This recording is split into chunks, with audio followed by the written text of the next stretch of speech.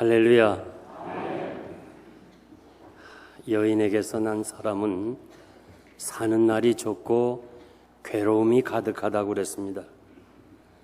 여러 가지 우리가 살고 있는 세상은 고난이 많이 있습니다. 고난이 모든 것이 다 죄 때문인 것은 아닙니다. 우린 욥을 통해서도 잘 알 수 있습니다. 때로는 성도들에게 연단을 주시기 위한 고난도 있습니다. 그러나 우리 각자 개인들은 기회를 가지면 그것이 우리에게 유익이 될 것입니다. 우리가 세상을 살아가면서 원치 않는 일이 있을 때마다 하나님 앞에 무릎을 꿇을 수 있다면 그것이 합력하여 선으로 이루고 축복으로 바꾸어질 줄 믿습니다. 1장에서 20장까지는 다윗의 범죄와 그 범죄로 인한 여러 가지 시련에 대해서 말씀을 상고했습니다. 이제 21장서부터 24장까지는 중요한 사건인데 누락된 것을 다시금 상고할 수 있는 그런 내용입니다. 성경 말씀은 연대순으로 기록된 것은 아닙니다. 언제 이런 일이 있었는지 성경에 기록이 없어서 우리가 잘 모르지만은 대체적으로 사울이 죽고 다윗이 통일왕국을 이룬 후에 있었던 일이라고 생각합니다. 3년 기근, 연속적으로 기근이 있었습니다.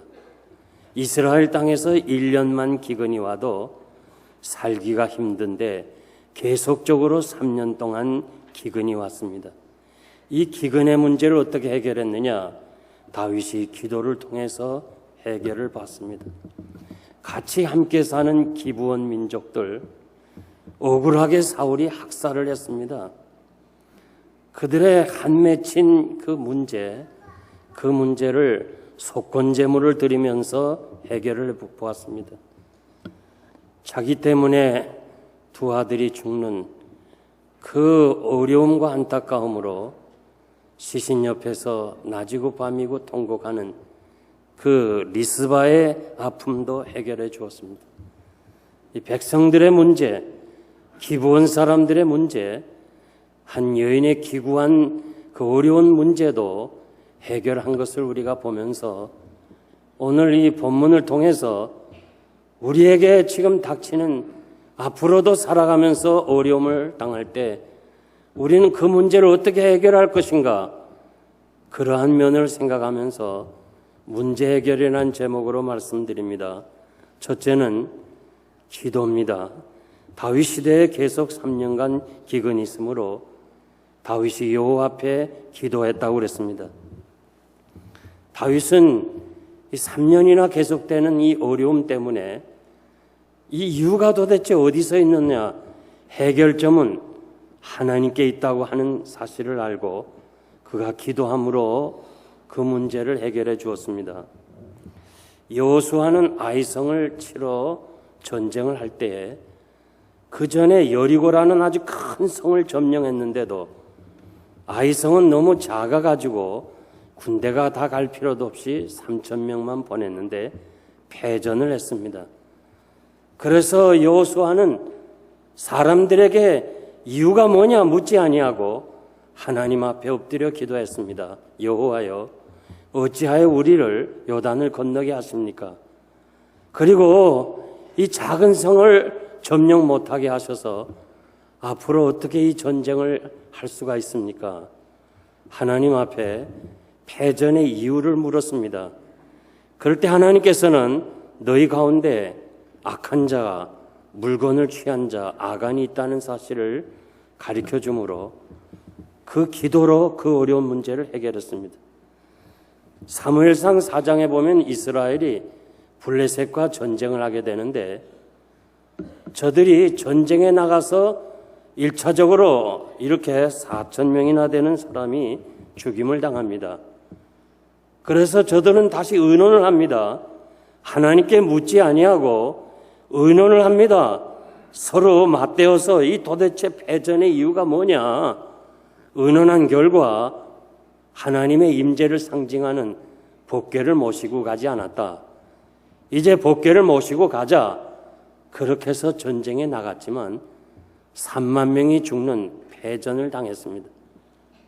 하나님께 묻지 아니하고 나간 것은 전부 패전입니다. 사랑하는 성도 여러분, 우리가 세상을 살면서 어려움을 닥칠 때, 원치 않는 어려운 고난이 올 때마다 우리는 우리 힘으로 무엇인가 해결하려고 하고 있습니다. 성경에 분명히 하나님께 기도하라고 말씀하시는데도 우리 힘으로 해결하려고 합니다. 내 힘으로 안 되면 사람들의 도움을 청해서라도 해결하려고 해요. 그러나 분명한 것은 모든 것은 하나님이 하시기 때문에 하나님께서만이 해결하시는 것을 여러분들이 분명히 마음에 기억하시기를 바랍니다. 아마도 다윗도 3년 동안 기근이 올 때 자연현상으로 생각했을 거예요. 하나님의 진노라고 믿지를 못했어요. 그래서 3년이라는 긴 시간을 보내고, 그리고 그 3년 동안 굉장한 어려움을 당하게 됐습니다. 3년 만에 무릎 꿇고 하나님 앞에 기도함으로 해결을 보았습니다. 에레미야 33장 3절 보니까 너는 내게 부르짖으라. 내가 네게 응답하겠고 내가 알지 못하는 크고 비밀한 것을 알려주리라. 우리가 왜 어려운 고난이 왔는지, 왜 이렇게 시련이 오는지, 왜 이렇게 문제가 많은지 그 사실을 모르는 거예요. 그러나 우리가 기도하면 하나님께서 알려주시고 우리 미래까지도 우리의 갈 길을 보여주시겠다고 약속해 주었습니다. 우리는 하나님의 절대 주권을 믿습니다. 하나님의 섭리를 믿고 삽니다. 세상에서 일어난 일 중에 하나님과 관계하지 않는 것이 없다고 저는 믿어요. 문제가 하나님 앞에서 해결을 받아야 되는 겁니다. 시편 18편 6절 보니까 내가 환난에서 여호와께 아뢰며 나의 하나님께 부르짖었더니 저가 그 전에서 내 소리를 들으시며 그 하나님 앞에서 나의 부르짖음을 들으셨다고 그랬습니다.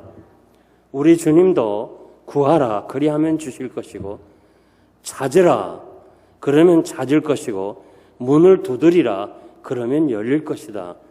여기서 구하라 찾으라 문을 두드리라는 말은 한 번 하는 게 아니에요. 계속해서 하라는 거예요.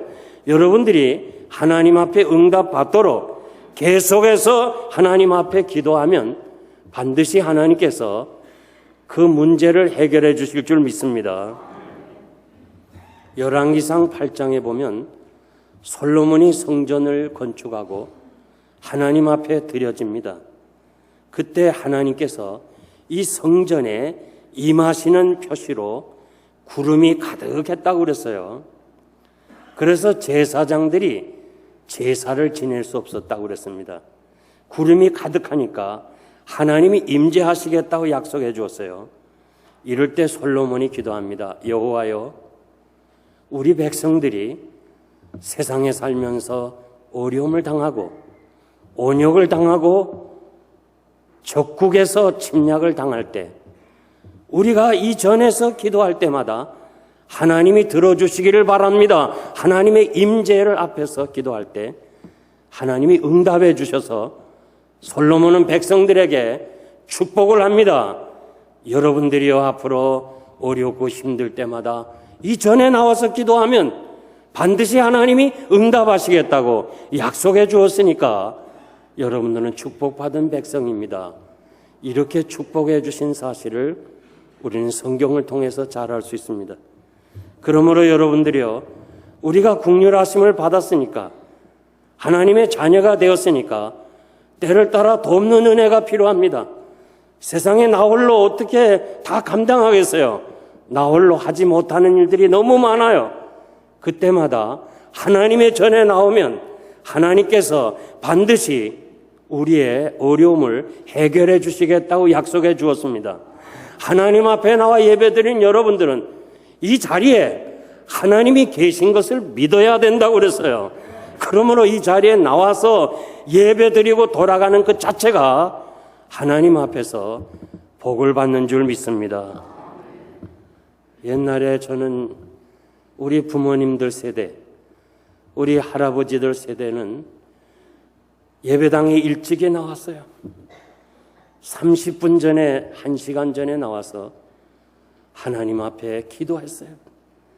그때 가난하고 힘들고 국가적으로도 어렵지만은 그래도 기도함으로 하나님이 주신 은혜 안에서 행복하게 살았어요. 요즘은요, 기도하러 나오는 사람이 그렇게 많지 않아요. 그저 예배 시간에 맞춰서 나오거나 그 시간에 맞춰 나오려니까 늦게 나오는 일들이 너무 많아요. 여러분들이 일찍이 나와서 살아계신 하나님의 전에 나와서 우리의 문제를 간구할 때 하나님께서 여러분의 문제를 해결해 주실 줄 믿습니다.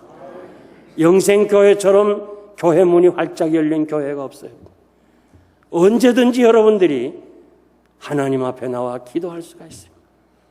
찾아 나와서 기도하라 한 것처럼 힘들고 어려울 때마다 세상의 도움을 청하지 말고 내 힘으로 하려고 하지 말고 주의 전에 나와서 하나님 앞에 기도할 때 우리 하나님께서 여러분의 문제를 해결해 주실 줄 믿습니다. 두 번째는 속건제입니다. 다윗이 기근 때문에 기도할 때 하나님이 응답하시는데 그 옛날의 사건, 다윗이 기억도 하지 않는 사울왕이 기브온 사람을 학살했기 때문에 그 죄값으로 오늘 이렇게 이스라엘의 공동체가 어려움을 당한다는 거예요. 그래서 그 응답을 받은 후에 기브온 사람을 부릅니다. 원래 이 기브온 사람들은 가나안에 먼저 살고 있는 사람들입니다. 하나님이 여호수아를 통해서 가나안을 점령할 때에 그 가나안 땅에 있는 사람은 다 죽이라고 그랬어요. 왜 그러냐? 이스라엘 백성들이 거룩하게 살기 위해서 그랬어요. 그 땅에 사는 사람들은 우상을 섬기는 사람이고 상당히 예쁜 사람들이기 때문에 혹시 가나안 사람들과 결혼하거나 그들과 관계를 맺어서 하나님의 거룩하심을 잃어버릴까 봐 아예 그 사람들은 다 멸절하라고 그랬는데 이 기브온 사람들이 자기들이 죽을까 봐 멀리서 온 것처럼 거짓으로 옷을 다 헤어지게 입고 음식도 아주 멀리서 가져온 것처럼 그렇게 위장을 해서 와서 화친을 하고 종이 되겠다는 거예요. 얼마나 좋아요. 그래서 여호수아가 하나님의 말씀을 어기고 화친을 했어요. 여호와 이름으로 조약을 맺었어요.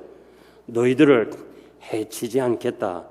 그래서 기브온 사람들은 참으로 나무를 패고 물을 깃는 자가 되었다고 그랬습니다.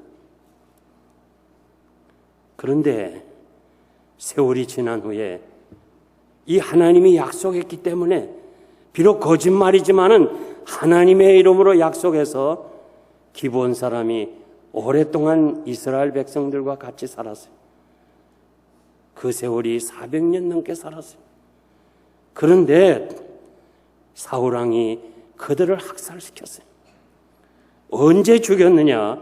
성경에 기록은 없지만 사울이 다윗을 죽이려고 애쓰다가 노비라는 지역에서 제사장이 다윗을 도와주었다는 것 때문에 제사장 85명을 죽이고 그 노베에 있는 사람 남녀 아이들까지 다 죽였던 그때의 기브온 사람도 죽였다고 저는 생각합니다. 성경에 보니까 이 악한 행동은 이스라엘과 유다 족속들을 향한 열심이 있으므로 이 일을 행했다는 거예요. 애족식 때문에 했어요.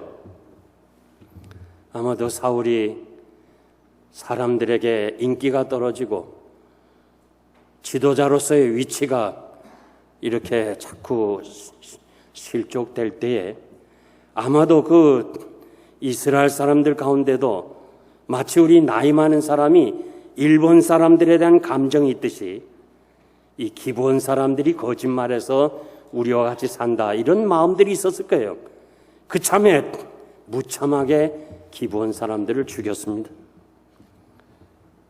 혹시 지금도 정치가들은 자신의 위치가 좀 불안할 때, 인기가 떨어질 때 백성들의 마음을 사거나 여론을 다른 데 돌리기 위해서 이상한 행동을 하는 것을 우리가 잘 알 수 있습니다.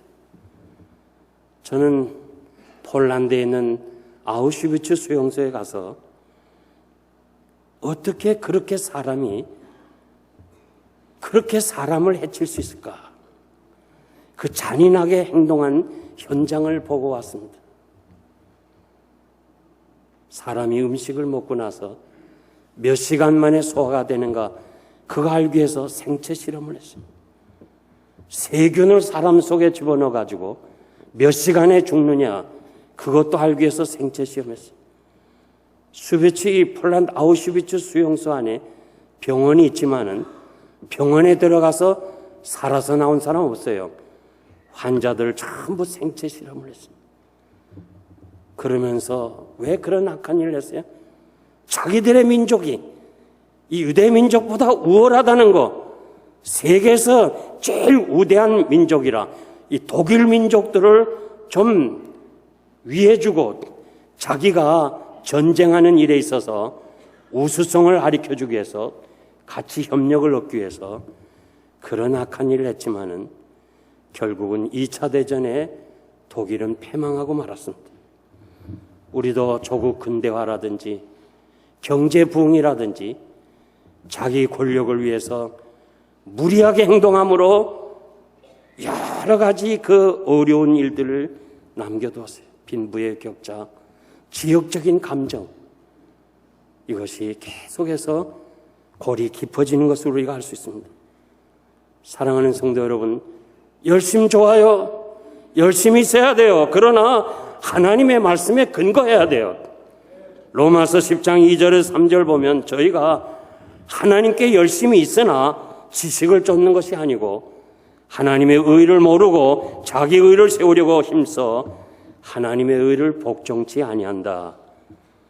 우리가 너무 열심히 내다보면 하나님의 말씀을 떠나서 자기 의를 세울 때가 너무 많은 거예요. 하나님의 말씀이 없는 열심은 그건 아무것도 유익을 주는 것이 못 됩니다. 빌립보서 1장 9절 보니까 내가 기도하노라 너의 사랑을 지식과 모든 총명으로 점점 더 풍성하시기를 원한다 그랬어요. 여러분, 사랑이 있어야 돼요. 사랑으로 우리가 교회를 봉사해야 돼요. 사랑으로 사람들과 교제를 해야 돼요. 그러나 그 사랑만 가지고 하면 안 돼요. 거기에 지식을 더하라. 하나님의 말씀을 더하는, 하나님의 말씀에 떠나지 않는 사랑이 여러분들에게 있어야 될 줄 믿습니다. 오늘 교회 안에서 서로 분쟁하고 나누어지는 일들을 봅니다. 교회가 두 그룹으로 나눴습니다. 가만히 들어보세요. 전부 다 열심히 있는 거예요. 마치 하나님의 의를 이루겠다는 거예요. 그래서 양축이 막 싸우는 거예요. 예배당 안에서 한쪽은 기도하자면 한쪽은 찬송하고, 한쪽은 설교하면 한쪽은 찬송하고, 그것이 얼마나 하나님 앞에서 잘못됐냐 그거예요. 제가 섬기던 후암제일교회 이학인 목사님은 일찍이 60년대 미국과 카나다를 여행했어요. 그래서 교회를 보니까 교회 안에 수세식 화장실이 다 들어있어요. 그래가지고 그분이 교회를 건축하면서 그 병무청 앞에 4층으로 된 벽돌 아주 잘 졌어요. 제가 알기로도 한국에 처음 이렇게 교회 안에 수세식을 가져오게 됐어요. 그 수세식 변소를 가져오면서 교회가 큰 싸움이 벌어졌어요. 장로님과 목사님들이 싸움이 벌어졌어요. 어떻게 이렇게 더러운 변소를 예배당 안에 두느냐. 아주 열심히 해요. 마치 하나님 앞에서 의를 내세우는 것처럼 이것은 안 된다 이거예요. 목사님이 아무리 지도자지만 이건 안 된다. 목사님은 또 고집을 합니다. 괜찮다. 그래서 싸워서 교회 짓기 전에 완전히 분쟁하게 되는데 그 장로님 한 분이 평양 사람인데 참다 못해서 목사의 멱살을 잡아버렸어. 그것이 자기 의를 이루는 건 줄 알았어. 자기가 하나님 앞에 의를 내세우는 줄 알았어요. 어떻게 거룩한 성전 안에 수세식 변소가 들어오냐. 멱살을 잡다가 즉시로 아내가 죽고 말았어요. 그래서 그것이 해결되고 결국 교회 안에 수세식 변소가 들어왔어요. 제가 목회하면서요, 여러 교회 목사님, 장로님들이 저를 찾아와요. 예배 드리는데 예배당 안에 냄새 안 났냐? 수세식 변소가 괜찮냐? 그거 왜 묻냐니까 건축하다가 이 문제 때문에 지금 여길 찾아왔다는 거예요. 우리가 가만히 보세요. 우리의 열심이 너무 지나쳐서 그 열심 때문에 교회가 어려움 당하고 사람들에게 상처를 주는 일이 너무 많아요. 열심은 그 속에 지식을 더하라. 사랑 위에 지식을 더하라는 이 말씀 우리가 마음에 깊이 간직해야 될 줄 믿습니다. 다윗은 기브온 사람을 불러 내가 어떻게 해야 되겠느냐? 그들이 대답합니다. 은금으로 해결할 수 없습니다. 돈으로 해결할 수가 없습니다.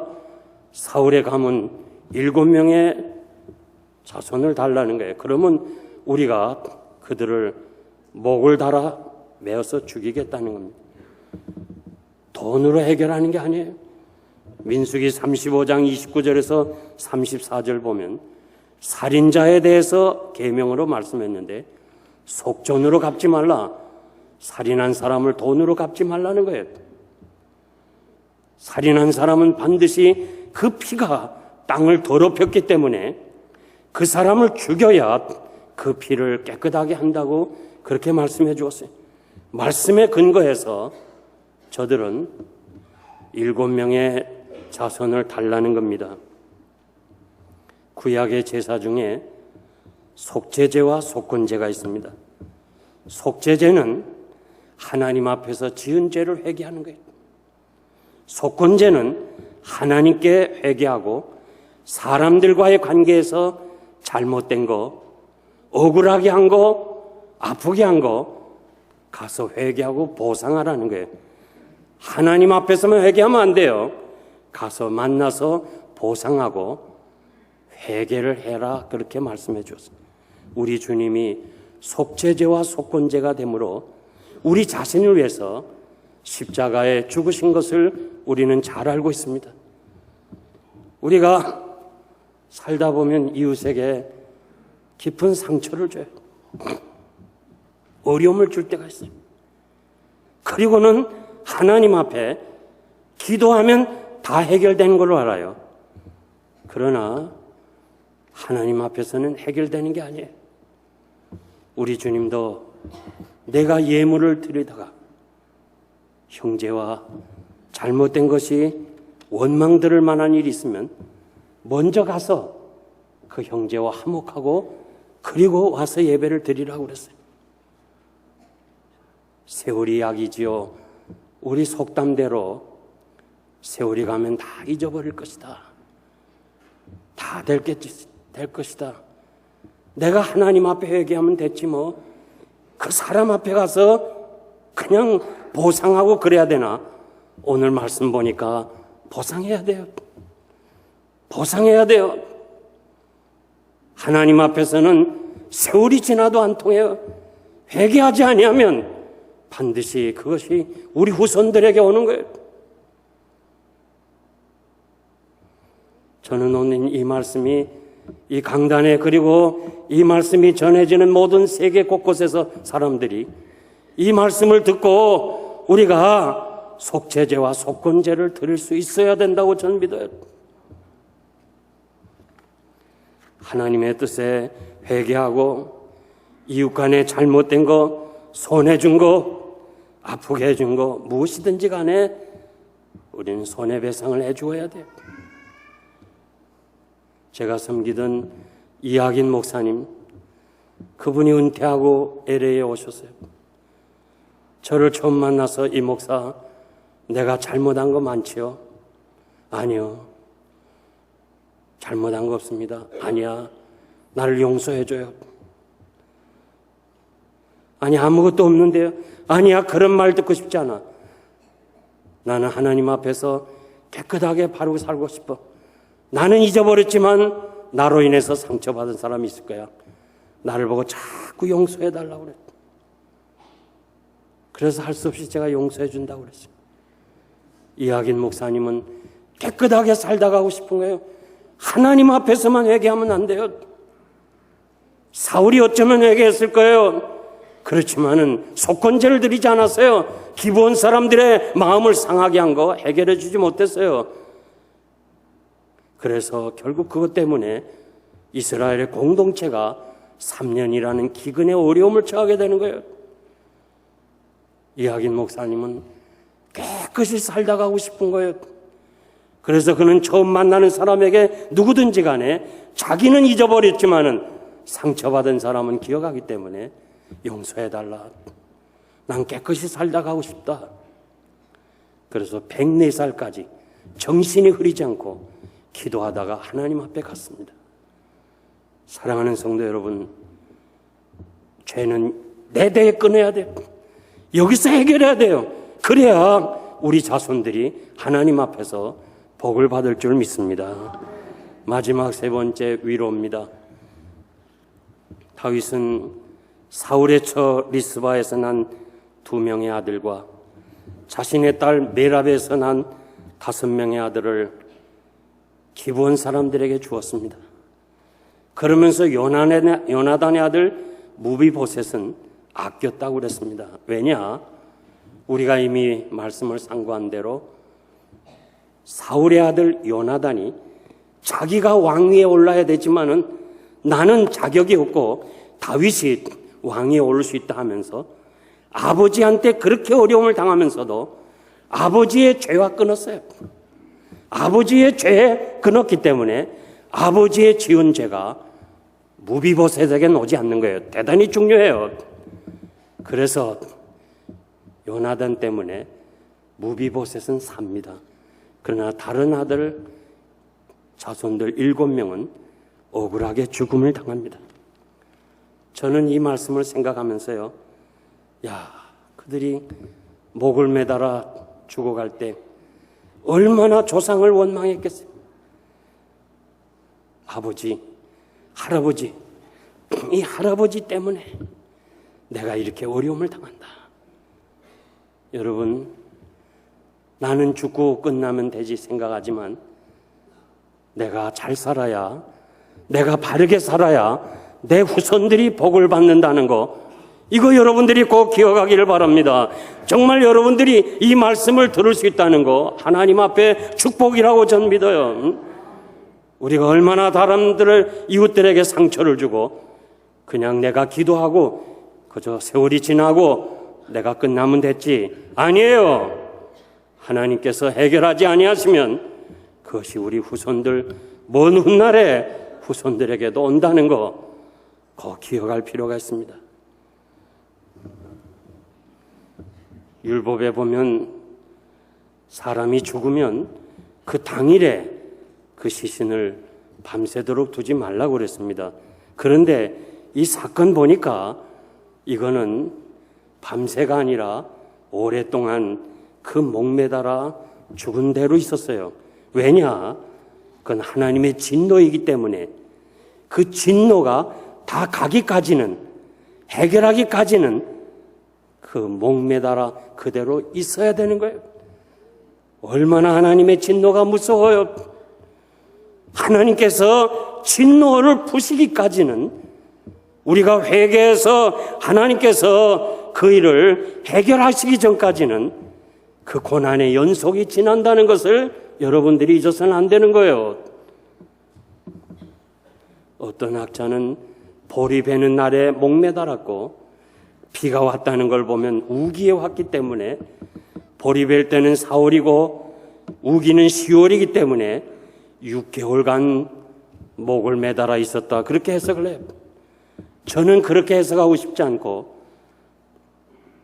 우기가 와서 비가 온 것이 아니고 하나님께서 죄에 대한 회개를 받으시고 응답으로 비를 주셨다 그렇게 해석합니다. 그러나 13절에 보니까 그 뼈가 사울의 뼈, 요나단의 뼈, 7명의 그 자손의 뼈를 같이 묻었다는 걸 보면 시체가 뼈가 될 때까지라면 세월이 있었다고 전 그렇게 생각합니다. 사람이 목을 매달아 놓으면 낮에는 새가 오고 밤에는 들짐승이 와서 먹힌다면 그건 저주받은 사람이기 때문에 이 여인은 리스바는 오랫동안 낮과 밤을 그 시신 옆에서 지난 거예요. 리스바 누구예요? 그는 사울의 후궁의 후처가 됐어요. 사울이 죽은 후에 그는 또다시 아브넬이 취합니다. 그래서 이 사울 왕의 아들 이스보셋이요, 왜 우리 아버지 후궁을 취하냐, 그래가지고 싸움이 벌어졌어요. 저는 리스바를 보지 않았지만은 상당히 예쁜 사람이라고 그렇게 해석하고 싶어요. 이 리스바가 예뻤기 때문에 사울왕의 후처가 되고 또 그 사울왕의 후처를 아브넬이 자기가 또 삼겠다고 자기 후처로 삼는 거. 그래서 여러분 좀 못생긴 것도 감사해야 돼. 정말 감사해야 돼. 옛날 어른들이 미인이 박복이라고 그랬어요. 참 맞아요, 옛날 어른들 얘기가. 이 리스바가 못생겼다 하면 누가 후처로 청하겠어요? 자기 때문에 두 남자가 죽었죠. 자기 때문에 두 아들이 죽었죠.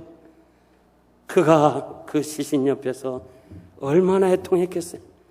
그 기구한 여성의 그 아픔을 누가 위로하겠어요? 누가 해결하겠어요? 나만이 아픈 이 여러 가지 어려움을 누가 위로하겠어요? 하나님만이 위로자가 되는 거예요.